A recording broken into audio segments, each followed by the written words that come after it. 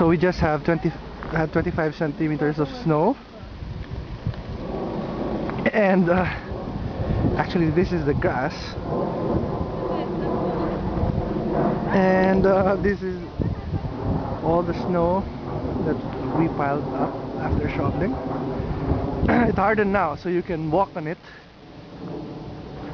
like a castle wall. And like there's a big mountain in front of the house.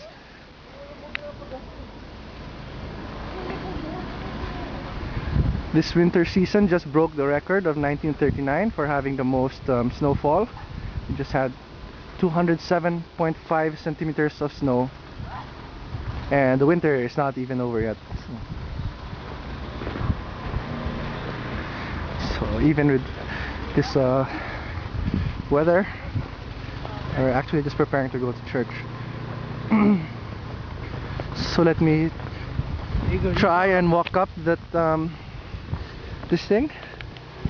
So you